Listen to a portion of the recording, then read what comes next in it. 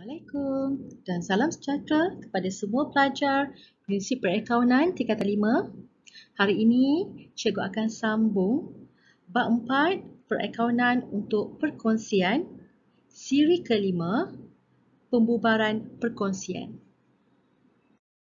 Standard pembelajaran untuk hari ini, Pembubaran Perkongsian.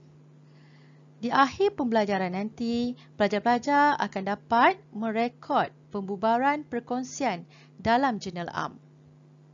Okey, baiklah pelajar-pelajar. Di sini cikgu sediakan satu contoh soalan KBITE berkenaan dengan pembubaran perkongsian. Okey, terlebih dahulu cikgu bacakan maklumat yang diberikan dalam soalan. Kelly dan Melissa ialah berkongsi dalam sebuah perniagaan yang membekalkan barang kosmetik di Kuantan. Mereka berkongsi untung atau rugi mengikut nisbah modal masing-masing. Pada 30 Jun 2020, mereka bersetuju untuk membubarkan perkongsian mereka. Maklumat berikut diperoleh pada tarikh pembubaran. Okay. Di sini diberikan senarai aset, senarai ekuiti pemilik, iaitu akaun modal dan akaun semasa, dan juga senarai liability untuk perniagaan ini. Ya. Dan di sini juga diberikan perkara-perkara yang berlaku semasa proses pembubaran. Okey, kamu kena tahu bahawa perkara pada proses pembubaran ini merupakan maklumat tambahan yang diberikan kepada kamu untuk kamu analisa, ya, untuk kamu membuat catatan, merekodkan dalam jurnal am dan akaun-akaun yang seterusnya. Okey, kita lihat di sini. Anda dikendaki menyediakan A. Catatan jurnal am untuk merekod perkara 1 hingga 9. B. Akaun realisasi. C. Akaun modal dalam bentuk beruangan. Dan D. Akaun bank. Okey. Okey, untuk pembelajaran hari ini, cikgu akan fokuskan kepada A. Catatan jurnal am, ya, catatan jurnal am untuk merekod perkara 1 hingga 9. Okey, untuk B hingga D, cikgu akan ajarkan kepada kamu dalam kelas yang akan datang. Okey? Okey, jom kita teruskan. Baiklah, pelajar-pelajar, apabila anda mendapat soalan, mula-mula sekali anda kena fahamkan apakah kehendak soalan. Di sini soalan minta kamu sediakan catatan jurnal am untuk merekod perkara 1 hingga 9. 1 hingga 9. Okey. Pada pembelajaran yang lepas, cikgu telah ajarkan kepada kamu langkah demi langkah untuk pembubaran perkongsian. Ya. Okey, kita rujuk semula pembelajaran yang lepas. Ya.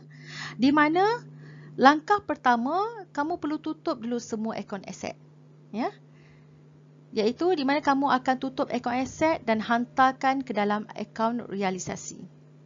Yang kedua, kamu akan tutup akaun semasa perkongsi dan hantarkan ke dalam akaun modal. Langkah ketiga, barulah kamu rekodkan penjualan atau ambil alih aset oleh pekongsi-pekongsi. Dan seterusnya. Okey, walau bagaimanapun, untuk soalan ini, kamu tidak perlu membuat langkah menutup semua akaun aset dan juga menutup akaun semasa perkongsi. Ya, kamu akan langkau kepada langkah ketiga, iaitu rekod penjualan atau ambil alih aset. Okey, walau bagaimanapun, anda kena faham yang step pertama dan step kedua ini telah dibuat. Kamu kena andaikan benda itu dah dibuat. Jadi bila dah dibuat, kamu kena faham bahawa akaun aset dah tak ada lagi kerana telah dimasukkan dalam akaun realisasi. Begitu juga dengan akaun semasa perkongsi pun sama, di mana telah pun dimasukkan ke dalam akaun modal. Jadi, apabila kamu nak buat langkah seterusnya, ya, pasangan untuk catatan bergu, ya, untuk catatan bergu yang melibatkan akaun aset, kamu mesti tukarkan kepada akaun realisasi. Okey, jom kita lihat ya. Okey. Kita lihat satu Roman.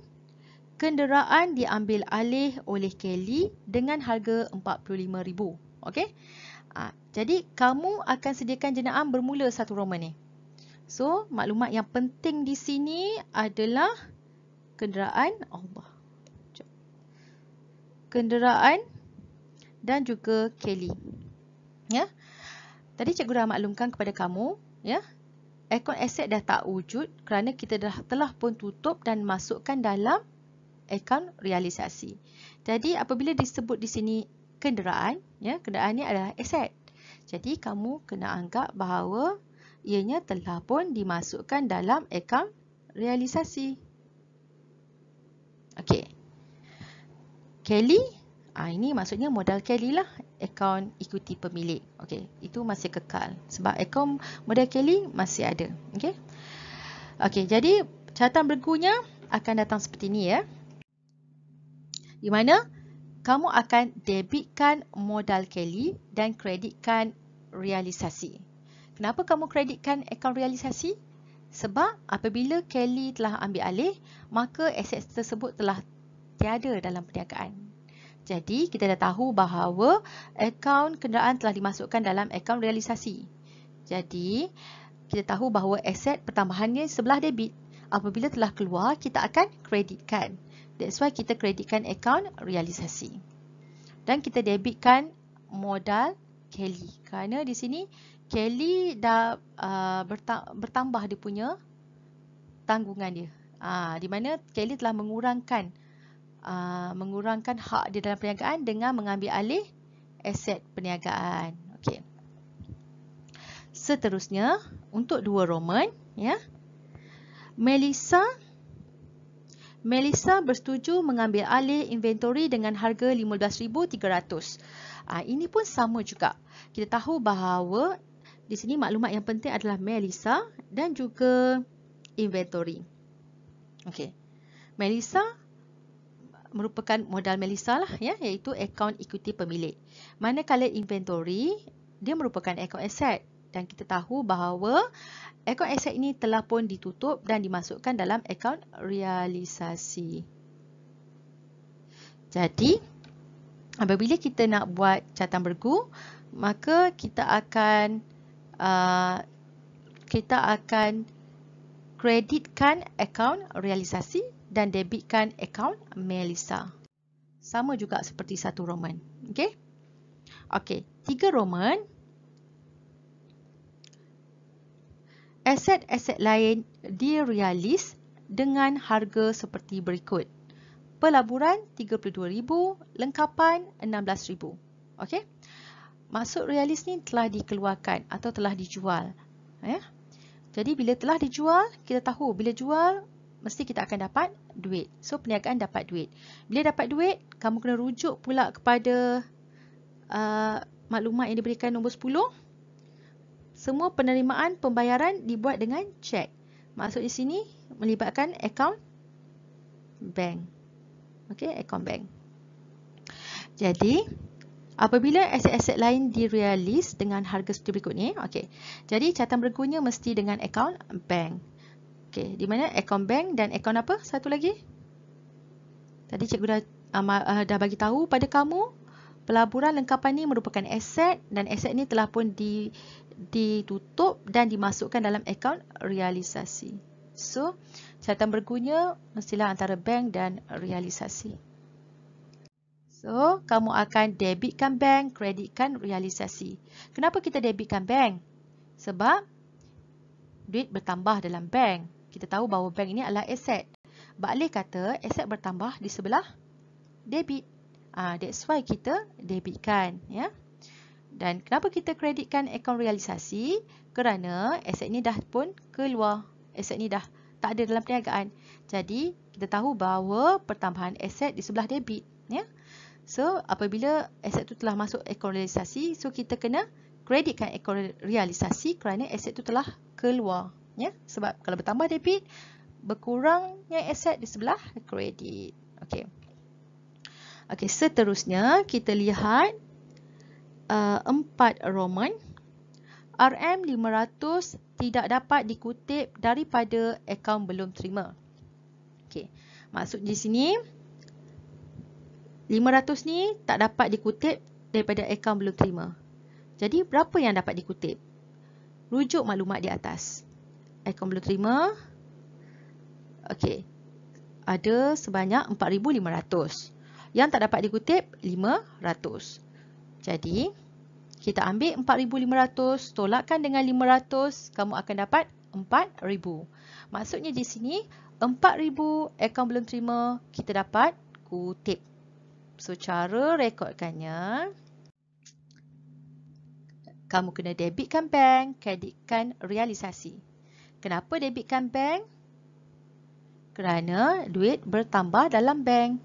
Bank ni aset, aset bertambah, balik kata sebelah debit. Akaun realisasi pula, kenapa kita kreditkan? Kerana akaun belum terima ini dah tak ada lagi dah ditutup. Okay? So akaun belum terima kita dah masukkan sebelum ni dalam akaun realisasi di sebelah debit. So bila nak tutup, dah nak kurangkan dia, maka kita akan kreditkan. Okay? Okay. Seterusnya untuk 5 Roman, pinjaman bank dijelaskan sepenuhnya. Okey, berapa pinjaman bank tu yang dijelaskan? Okey, kita tengok dekat atas. Pinjaman bank 20,000. Okey, so 20,000 telah dijelaskan. Dijelaskan guna apa? Di sini guna cek, sebab kita dah tahu penerimaan pembayaran dengan cek. So catatan bergunya adalah akaun bank dengan akaun pinjaman. Okey, bila kita bayar pinjaman, so duit di bank makin berkurang. Aset bertambah sebelah debit, kalau aset berkurang, kita akan kreditkan. Manakala akaun pinjaman pula, akaun liability. Apabila bertambah, kita kredit. Apabila dia berkurang, dah tak ada dah pinjaman, maka kita akan debitkan. Ya? So, okey, seterusnya 6 Roman. Ya? Akaun belum bayar dijelaskan dengan nilai RM5,000 oleh Kelly. So maklumat yang penting di sini, akaun belum bayar dan juga Kelly. Ya. Okey, akaun belum bayar adalah akaun liability. Manakala Kelly adalah akaun modal Kelly. Okey, akaun belum bayar ini akaun liability.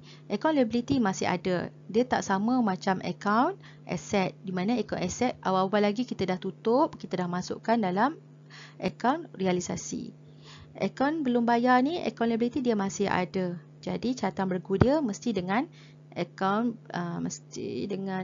belum bayar dan Kelly ni apa? Modal Kelly. Okey. Akaun belum bayar ni akaun liability. So apabila kita nak tutup, ya, sebab Kelly dah bayar, jadi kita akan debitkan. Kenapa debit?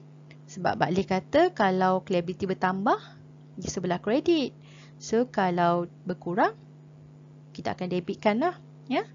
Manakala modal Kelly, okey, modal Kelly sebab Kelly yang bayar, jadi di sini sumbangan modal Kelly dalam perniagaan semakin bertambah. Hak Kelly dalam perniagaan semakin bertambah. Okey, kita tahu bahawa equity bertambah di sebelah kredit. Okey. Jadi kita akan kreditkan modal Kelly. Okey, pelajar-pelajar, kita belum selesai lagi ya membuat analisis untuk perkara 6 Roman. Kenapa cikgu cakap belum selesai? Tadi cikgu dah cakap debit akaun belum bayar, kredit modal Kelly. Okey. Kenapa kata belum selesai? Okey. Kamu perlu rujuk dalam maklumat di atas, iaitu akaun belum bayar yang sebenar-benarnya yang ada adalah sebanyak 5,200. Okey. Sedangkan Kelly baru membayar sebanyak 5,000. Jadi di sini 5,000. Jadi di sini masih ada perbezaan di mana kita nak tutup 5,200. Kelly bayar 5,000. Jadi ada 200 lagi. 200 lagi yang belum dibayar. So kita kena tahu kita nak masukkan ke mana. Apabila akaun belum bayar ni ditutup, 200 yang belum dibayar tu kita nak masukkan ke mana. Okey. Kita tahu bahawa apabila berlakunya pembubaran perkongsian, hanya ada 3 akaun saja yang akan wujud pada akhir pembubaran tersebut yang akan ada ya sehingga akhir ya, iaitu realisasi, modal dan bank. Okey. Jadi di sini kita tahu akaun belum bayar diambil alih oleh modal Kelly. Jadi 200 tu nak hantar ke mana? Nak hantar ke bank ke? Nak hantar ke akaun realisasi? Jawapannya semua liability yang ditemui selepas pembubaran ya perlu dihantar ke dalam akaun realisasi. Jadi kita kreditkan akaun realisasi. Okey, jadi berapa amount dia? Tengok ya. Kita nak tutup akaun belum bayar sebanyak 5,200. Modal Kelly bayar sebanyak 5,000. So, yang akan dihantar dalam akaun realisasi 200.